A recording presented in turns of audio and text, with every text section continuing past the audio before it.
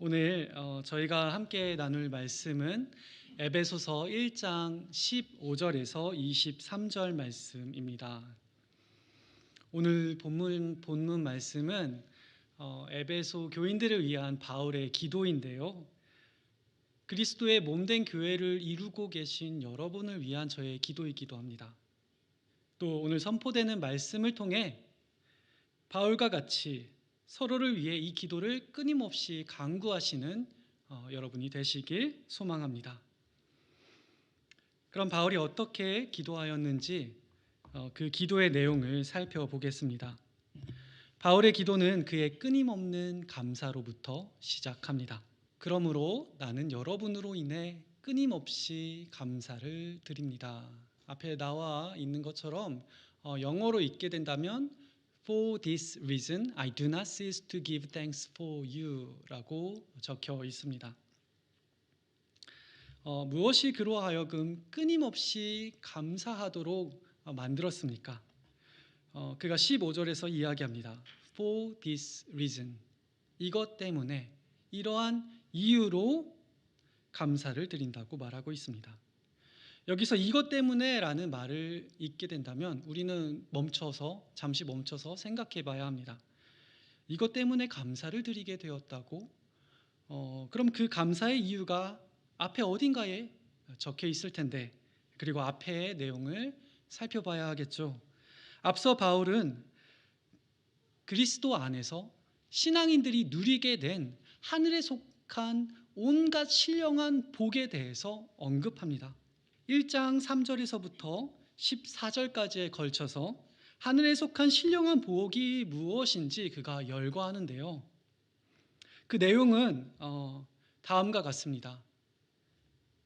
여기 앞에 나와 있는 것처럼 바로 적혀 있는 것들이 그 내용인데요. 먼저 세상이 만들어지기 전에 하나님께서 그리스도 안에서 우리를 선택하셨다고 합니다. 하나님께서 그리스도를 통하여 우리를 그분의 자녀 삼으시기로 미리 정하셨다고 합니다. 하나님께서 그리스도 안에서 그의 피로 말미암아 우리를 죄의 종살이에서 구해내셨다고 합니다. 곧 죄사함을 받게 하신 것입니다. 그리고 마지막으로 하나님께서 그분의 뜻하신 바의 비밀을 우리에게 알려주셨다고 합니다. 바울은 이처럼 하늘에 속한 온갖 신령한 복이 무엇인지를 다 열거한 다음에 이것 때문에 끊임없이 감사를 드린다라고 말하고 있습니다. 곧 에베소 사람들이 하늘에 속한 신령한 복에 참여하게 되었다는 사실 때문에 그의 감사가 그치지 아니한다는 이야기이죠.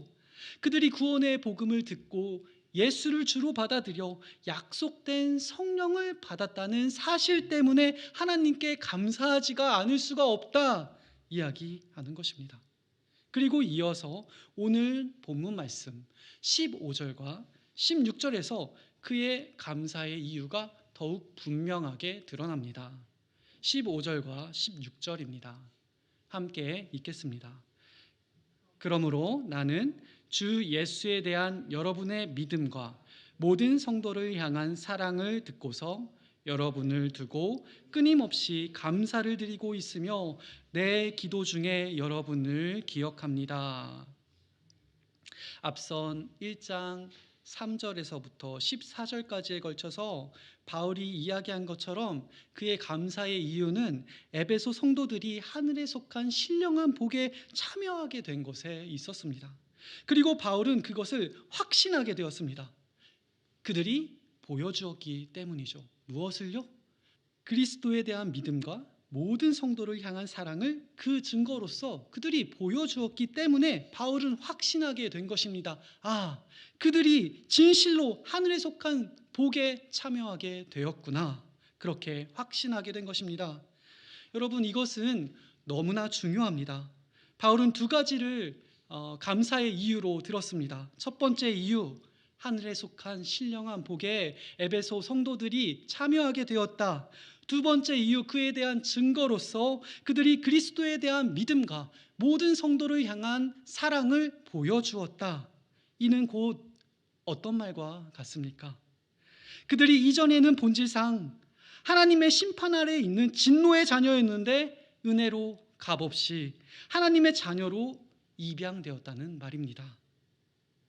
하나님이 없는 것처럼 지내던 이들이 이제는 하나님을 아버지로 두어 그분의 가족의 일원이 된 것입니다. 그러면 여러분은 말씀하실 거예요. 목사님, 여기서 그러면 중요한 것이 무엇이냐고 여쭤보실 거예요. 여기에는 한 가지 중요한 사실이 있습니다. 그것은 오늘 본문 속 바울의 기도가 불신자들을 위한 기도가 아니라 믿는 이들을 위한 기도라는 사실에 있습니다. 생각해 보십시오. 먼저 그들이 예수를 주와 그리스도로 받아들였다는 사실 때문에 바울의 감사가 그치지 않았습니다. 그 다음 그들이 하나님의 자녀가 되었다는 확신 때문에 바울이 에베소 교인들을 기억할 때마다 그들을 위해 기도한다고 하는 것입니다. 그래서 바울이 기도합니다. 하나님, 에베소 교인들이 좀 알게 해주십시오. 꼭 좀 그들이 깨닫게 해주십시오. 그들이 하늘에 속한 신령한 복에 참여하게 되었으니 그들의 믿음과 사랑으로 그것을 증명하고 있으니 이제는 그들이 꼭 좀 알았으면 하는 것이 있습니다 하고 기도하는 것입니다. 바울은 지금 예수를 주와 그리스도로 받아들인 신앙인들을 위해 기도하고 있습니다. 그러면 신앙인들이 꼭 좀 알았으면 하는 것이 무엇일까요? 바울은 에베소 교인들이 꼭 깨닫길 바랬습니다. 하나님에 관한 지식을 깨닫길 바랬습니다.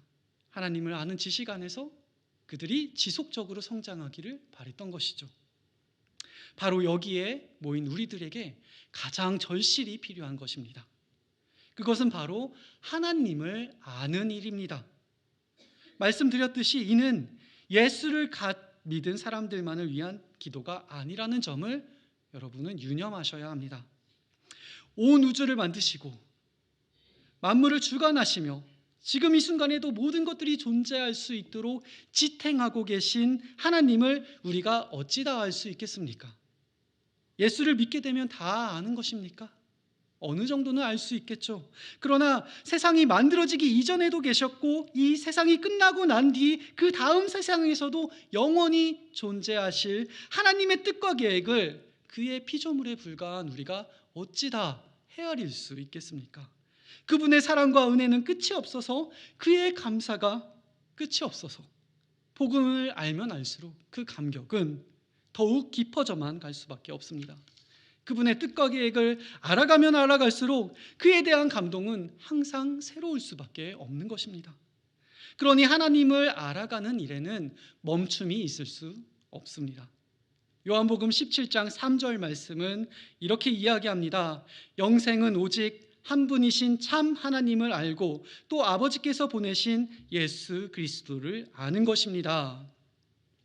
여러분, 영생은 하나님을 알고 또 그분이 보내신 예수 그리스도를 아는 것에 있습니다. 그리고 그 지식은 끝이 없어서 우리가 지속적으로 알기를 바라고 구해야 하는 것입니다. 자, 그럼 하나님을 아는 지식을 얻기 위해 우리는 어떻게 기도해야 할까요?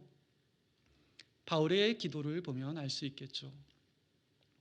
바울은 에베소 교인들을 위해 이 지식을 다음과 같이 구하였습니다. 그 내용이 17절부터 23절에 나와 있습니다. 거기에는 하나님을 아는 지식에 관한 세 가지의 중요한 이야기가 나옵니다. 첫 번째 기도의 내용입니다. 17절입니다. 함께 읽겠습니다.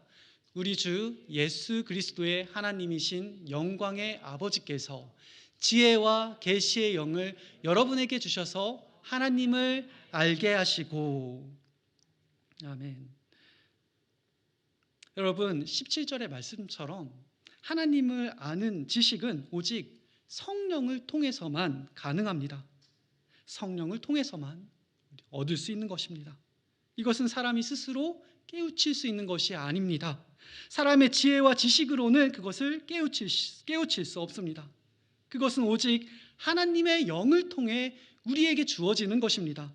성령이 우리 마음 가운데서 역사하실 때 비로소 우리가 알게 되는 것입니다.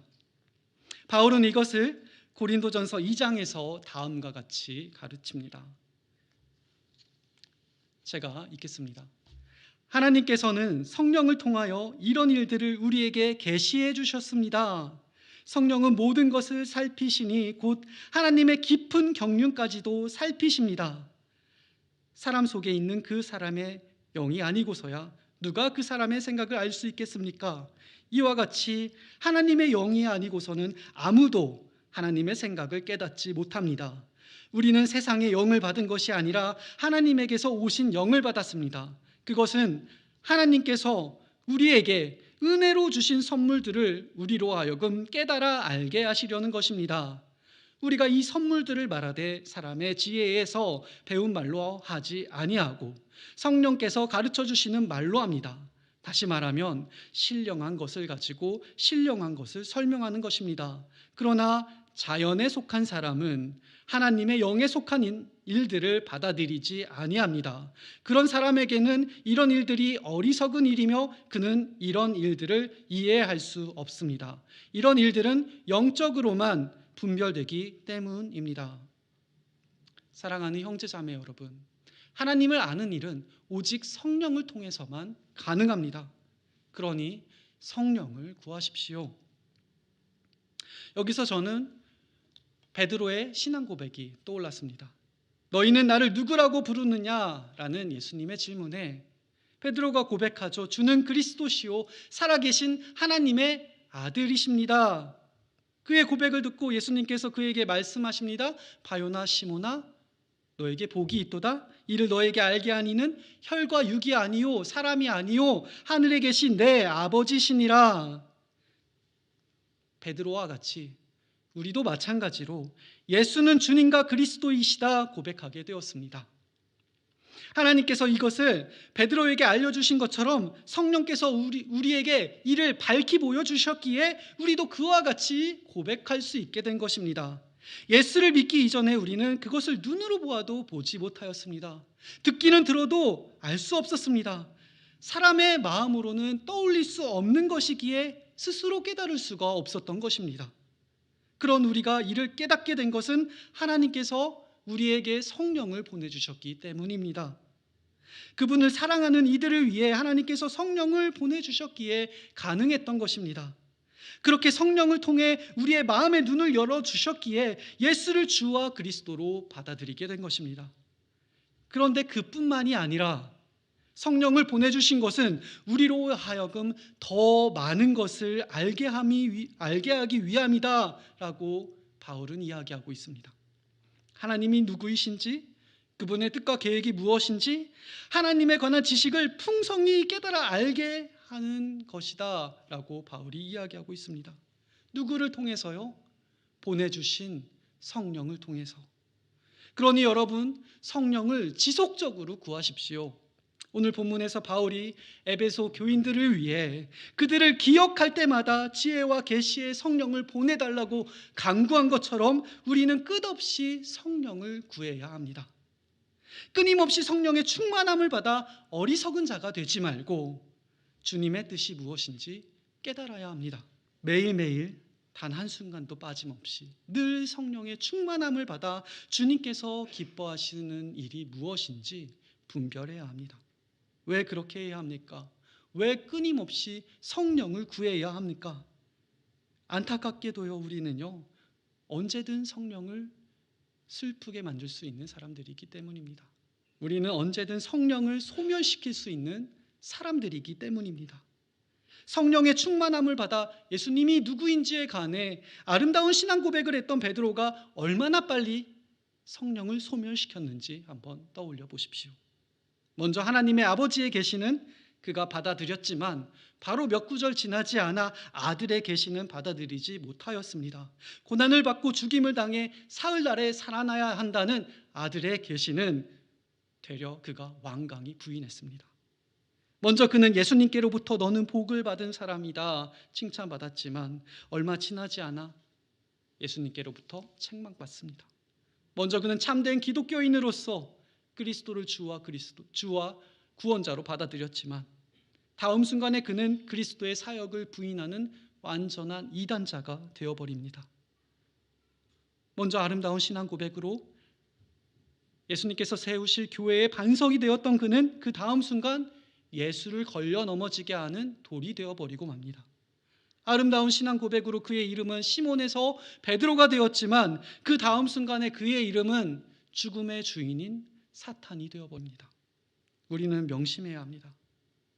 베드로와 같이 우리는 언제든 성령을 소멸시킬 수 있는 사람들이라는 것을 명심해야 합니다. 그러니 간구하십시오. 지혜와 계시의 성령을 보내달라고 끊임없이 간구하십시오. 그것이 하나님을 아는 지식을 얻는 첫 번째 기도의 내용입니다. 그리고 이제 두 번째 기도의 내용이 나오는데요. 18절입니다. 원어상의 의미를 조금 더 잘 전달하고자 NET 바이블 트랜슬레이션으로 제가 읽도록 하겠습니다. Since the eyes of your heart have been enlightened, so that you can know what is the hope of his calling, what is the wealth of his glorious inheritance in the saints. 직역한다면 이렇게 말할 수 있을 것 같습니다. 여러분의 마음의 눈이 밝아진 것은 부르심의 소망이 무엇인지, 성도들에게 베푸시는 하나님의 영광스러운 상속이 얼마나 풍성한지를 여러분으로 하여금 알게 하기 위함입니다.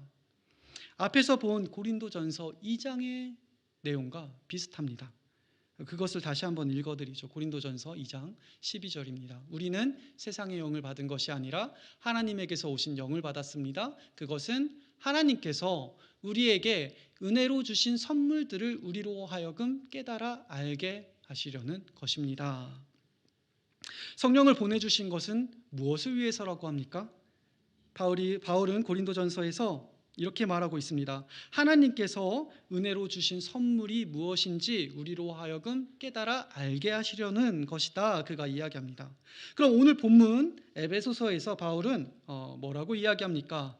성령의 도우심으로 우리의 눈이 밝아진 것은 부르심의 소망이 무엇인지, 성도들에게 베푸시는 하나님의 영광스러운 상속이 얼마나 풍성한지를 깨달아 알게 하기 위함이다 라고 그가 이야기하고 있습니다. 여러분, 이 세 가지는 서로 다른 것이 아닙니다. 고린도전서의 은혜로 주신 선물, 에베소서의 부르심의 소망과 하나님의 영광스러운 상속, 이 세 가지는 사실 모두 한 가지를 가리키고 있습니다. 그것은 바로 그리스도의 부활에 참여하게 되는 것입니다. 우리가 은혜로 받은 하나님의 선물은 마지막 날에 있을 그리스도의 부활에 우리 또한 참여하게 되는 것입니다. 이 소망을 가지게끔 하기 위해서 하나님께서 여러분을 부르셨습니다. 그리스도의 죽음과 부활에 연합하여 영원한 생명을 누릴 수 있도록 하기 위해 하나님께서 우리를 그분의 상속자로 삼으신 것입니다. 여러분, 은혜로 주신 선물, 부르심의 소망, 하나님의 영광스러운 상속의 권리 어떻게 얻게 되셨습니까? 그리스도께서 성경대로 우리 죄를 위해 죽으시고 무덤에 묻히시고 성경대로 사흘 만에 살아나심으로 우리에게 주어진 것입니다. 이를 믿음으로 받아들인 이들에게 주어진 것입니다. 믿음으로 그의 죽음에 동참하는 이들에게 주어진 것입니다. 다시 말해서 그리스도의 죽음에 참여하여 죄는 죽은 자처럼 살아가는 이들에게 주어진 선물입니다. 죽은 자처럼 살아가도록 부름받은 이들을 위한 소망입니다.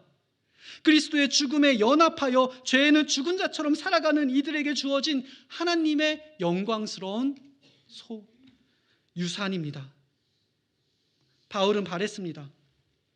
신앙인들이 이것을 온전히 깨닫기를 바랬습니다. 그래서 그가 기도합니다. 성령의 도우심으로 너희의 마음의 눈이 밝아졌으니 너희가 깨달을 수 있게 되었다. 부르심의 소망의 참된 가치를 너희가 알 수 있게 되었다. 성령의 도우심으로 너희의 마음의 눈이 밝아졌으니 하나님의 영광스러운 유산이 얼마나 풍성한지를 너희가 알 수 있게 되었다. 이 사실을 너희가 깨닫길 바란다. 그가 기도합니다.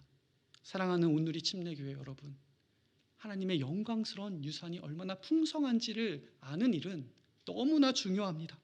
부르심의 소망의 가치를 아는 일은 너무나 중요합니다.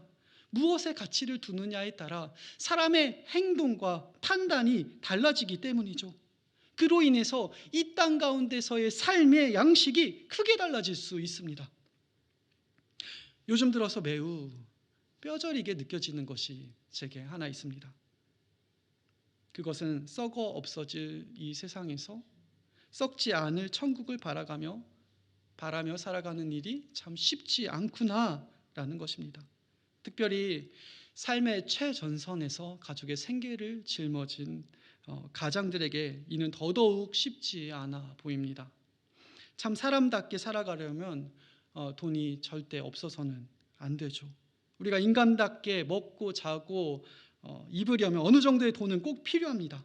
나의 인간적인 존엄성을 지키기 위해서라도 돈은 꼭 필요합니다. 그래서 자기 손으로 일해서 돈을 벌어야만 하죠. 그런데 이 돈이 무엇인지 돈을 벌려고 하다 보면은 내가 돈의 주인인지 아니면 돈이 나의 주인인지 헷갈릴 때가 있습니다. 내 마음이 돈을 어떻게 쓸지를 결정하기보다 돈이 내 마음의 결정을 좌지우지하게 되더라고요. 돈을 벌고 지키는 일이 어느새 내 삶의 최우선순위가 되어서 내 의지와는 상관없이 너무나 쉽게 돈의 노예로 전락하게 되어버립니다. 그런데 여러분 오해는 마십시오. 열심히 돈을 버는 일이 가치가 없다는 말은 아닙니다. 가족을 위해, 다른 이들을 위해, 또 자신의 삶을 위해 열심을 내어 살아가는 일은 참으로 아름다운 일입니다. 그러나 제가 말하고자 하는 것은 버는 일에 몰두하다 보면 어느새 돈이 내 삶의 주인이 되어버릴 수 있다는 사실에 있습니다. 저는 무서웠습니다. 돈의 노예로 살아가는 듯한 제 모습이 무서웠습니다. 그렇게 살고 싶지 않은데 마치 돈이 최고인 것처럼 여기고 살아가는 제 모습이 또한 싫었습니다. 또 그런 처지에 있는 제가 한편으론 처량해 보이기까지 했습니다. 두 손과 두 발만을 사용해 산 꼭대기까지 커다란 돌을 굴려서 올려야만 하는 시지프스의 형벌처럼 마치 빠져나올 수 없는 형벌에 갇힌 것만 같았습니다. 그런데 이는 저만의 일은 아니라고 생각합니다. 우리 모두가 처해 있는 상황이죠. 그런 우리들에게 예수님께서 이에 대한 답을 비유로 제시하십니다. 마태복음 13장 44절 말씀 함께 읽겠습니다. 하늘나라는 밭에 숨겨놓은 보물과 같다. 어떤 사람이 그것을 발견하면 제자리에 숨겨두고 기뻐하며 집에 돌아가서는 가진 것을 다 팔아서 그 밭을 산다. 비유에 나오는 일꾼은요, 더 이상 그가 가진 것에 얽매이지 않게 되었습니다. 밭에 숨겨진 가치를 그가 발견했기 때문이죠. 아마 다른 사람들은 이해하지 못했을 것입니다. 저 사람이 왜 저러는지, 왜 저렇게 어리석게 살아가는지 이해하지 못했을 것입니다. 하지만 다른 모든 사람들은 알지 못해도 그는 알고 있었습니다. 그 밭에 숨겨진 가치를 그는 알고 있었습니다. 그가 밭에 숨겨진 보화를 발견했기 때문이죠. 그래서 그는 자신의 모든 자산을 팔아 그 밭 사기를 기뻐했던 것입니다. 예수님께서는 천국은 마치 밭에 숨겨진 보화와 같다고 말씀하십니다. 그리고 오늘 본문에서 바울은 또 다른 사실을 우리들에게 말씀해 줍니다.